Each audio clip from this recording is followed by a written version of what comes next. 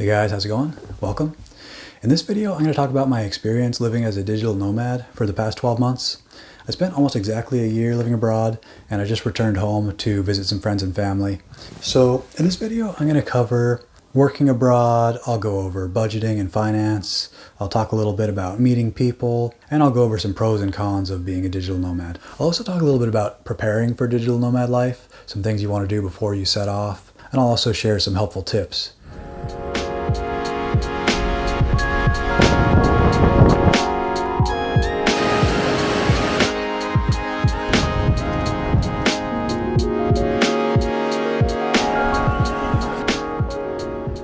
Before leaving home, I got rid of all my large belongings, my bed, my TV, furniture, all that kind of stuff I sold and got rid of. The stuff I wanted to keep, I boxed up and I stored it at my mom's house. Luckily, I had that option.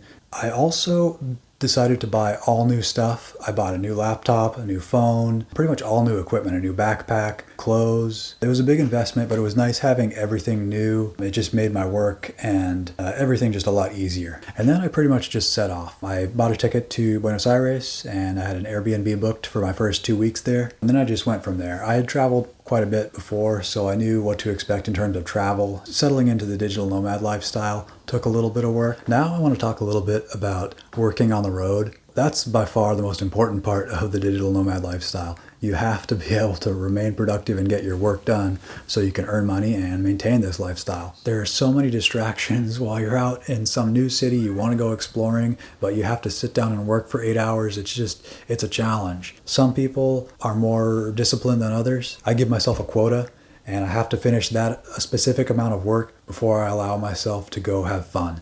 Usually I'll work in the morning for a few hours, then I'll take a couple hours off, then come back and finish up my work. I work 6 to 8 hours a day. That was one of my biggest concerns before setting off was, will I be able to remain productive and travel while I'm working? And I could. So I think it requires a little bit of self-discipline to maintain this lifestyle. You have to be able to just buckle down and get your work done. When it comes to meeting people, the digital nomad lifestyle can be really social or it can be really isolating. You have to go out of your way to make friends and meet people. You're not in an office environment or at a regular job where you're working with the same people every day. You're alone most of the time, so you have to go out of your way to meet people. You have to attend meetup groups, you have to go online dating, you have to attend events, this kind of thing. You can't just expect to meet people naturally. If you're the kind of person who needs to be social all the time, you may struggle a little bit because there will be times where you're just alone and you're working alone and there's nobody to talk to, you don't know anybody. It can be a real struggle. The next thing I want to talk about is budgeting and finance. That's one of the most important aspects of this lifestyle. You need to maintain a budget so you can afford to continue living abroad. Part of the reason I became a digital nomad was to reduce my cost of living and save money. So I made myself a pretty low monthly budget.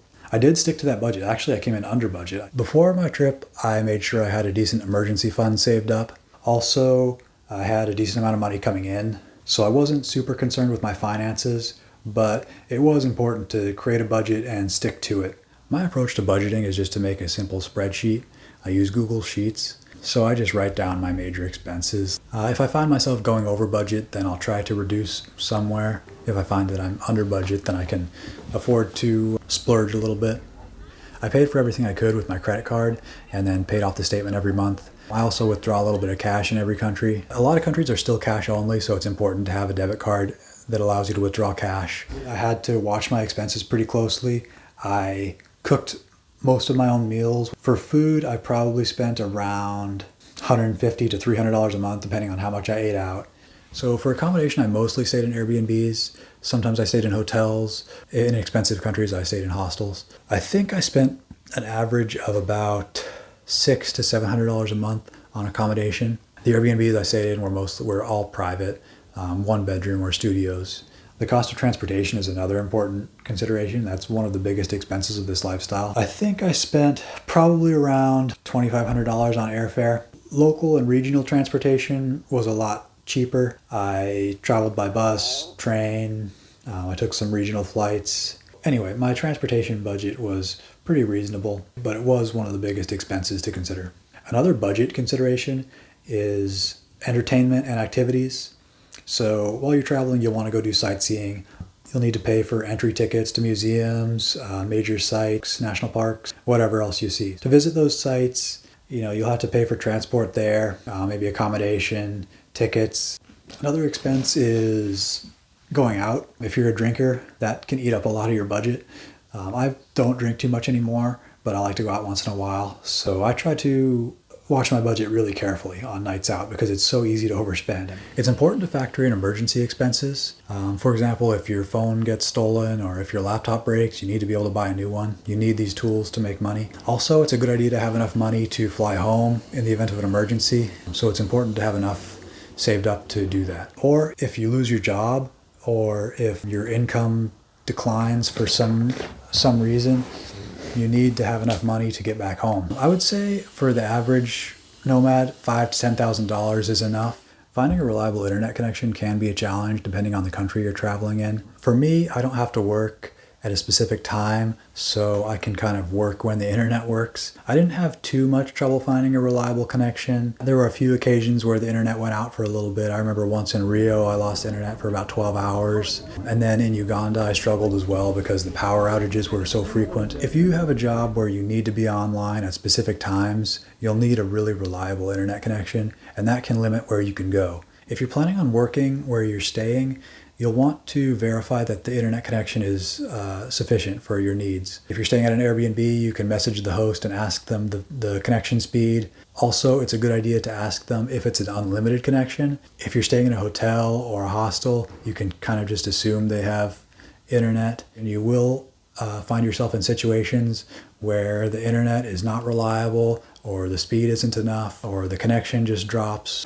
So those situations happen and you have to be prepared for that. I would recommend working at a co-working space in that case, or a cafe. You can also rely on your phone. If you can tether to your laptop to work on your phone's data, that's a good backup solution. So there's always some place you can find internet. Another issue I faced was finding a comfortable place to work. If I'm uncomfortable, I just won't be productive. I won't be able to work as many hours. I like to work from home. I usually work in an Airbnb. A lot of times I was working on a couch or sometimes even in bed. So that wasn't great for the back. Some Airbnbs have a comfortable workspace with a nice desk and office chair, but that's pretty rare. Finding an ergonomic work position is really important. So that's something I'll have to work on for my next trip. I think the best way to solve that problem is just to work at a co-working space. I'm not really a fan of co-working spaces, but I think that's something I'll experiment with on my next trip. Another option is to work in cafes. So where you're going to work is another important consideration. You'll want to think about that when booking a property. If you're booking an Airbnb, look for properties that advertise a desk and workstation. If you're staying in a hotel, try to book a place with a desk made for business travelers. Another thing to think about is you need to put in an effort to maintain your relationships with friends and family back home. It's so easy just to forget about your life back home. You have this new lifestyle, you're making new friends, you're working, you're sightseeing, you have all these things going on. So if you want to maintain those relationships, you need to reach out and actively communicate. It's easy to just, forget about someone and go your own way when you're busy with work and you're making new friends on the other side of the world and you're busy, you're doing other things. While you're gone, some of your friends might, they'll basically forget about you. If you're not in town, they're not going to call you or text you to hang out. Or maybe your friend has a new spouse, a new kid, and their life is completely different and yours is also completely different. So you'll drift apart. You will lose friendships and relationships when you start this lifestyle. All right, now I'm going to talk about some pros and cons of being a digital nomad. The biggest pro for me is the money savings. If I'm traveling in cheaper countries, I can save a pretty good amount of money every month. Another major benefit is being able to travel. Like I said, I'd traveled to quite a few countries before becoming a digital nomad, so that's a bit of a passion of mine. The absolute freedom of it is also a major benefit. Just being able to move on whenever I want, go wherever I want, is just something that you can't get out of any other job. Another benefit is just the people that you meet. I've met people from all over the world. I've met other nomads. I've met locals everywhere I've traveled. Another major benefit of being a digital nomad is the personal development.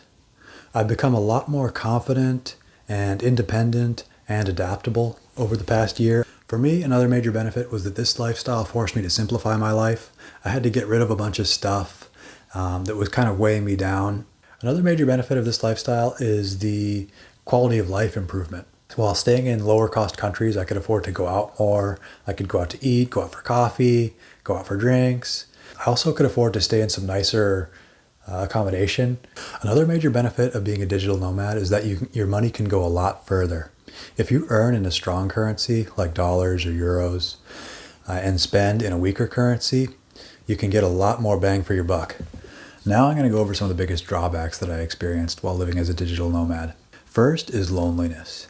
It is a really lonely lifestyle. Every day you're going to be working alone for maybe 6-8 hours or more. Another important drawback to consider is that you will miss your friends and family. You won't get to see them as often as you're used to. Most digital nomads go home once a year. And to build on that, you will also miss major events in the lives of your friends and family. You might miss weddings, childbirths, funerals, birthdays, bar mitzvahs, all these events you're going to miss.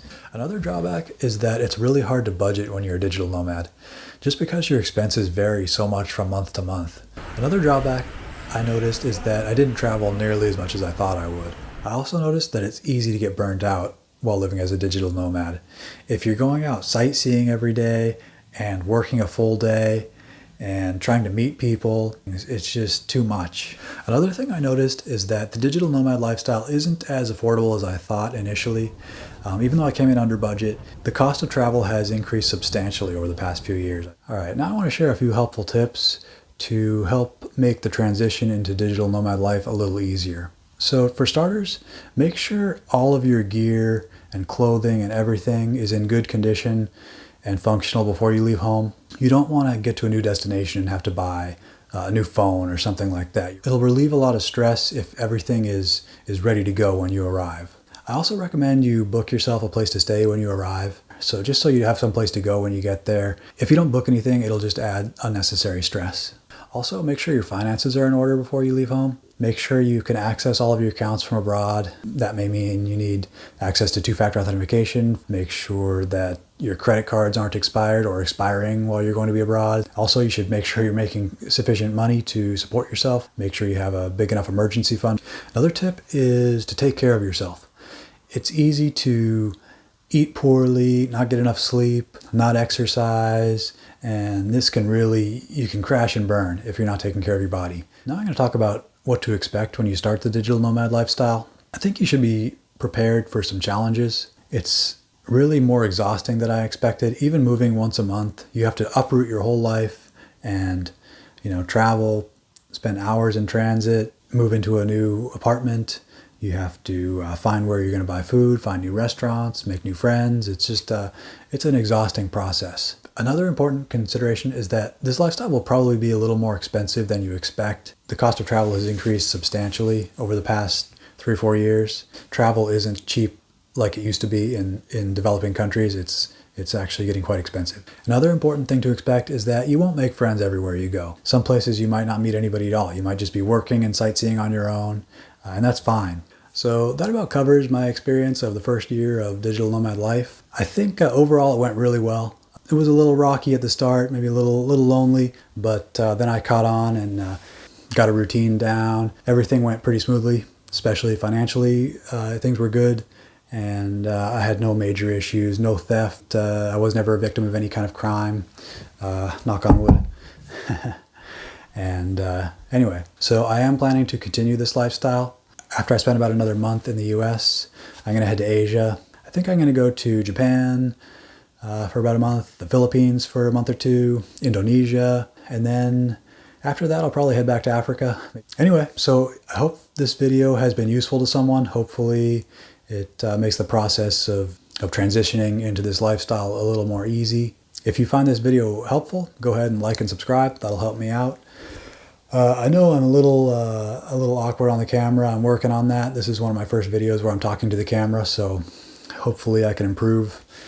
That's another thing I want to work on over the next year, is improving my video quality. Anyway, hopefully this has been useful. Thanks for watching, and I'll catch you in the next one.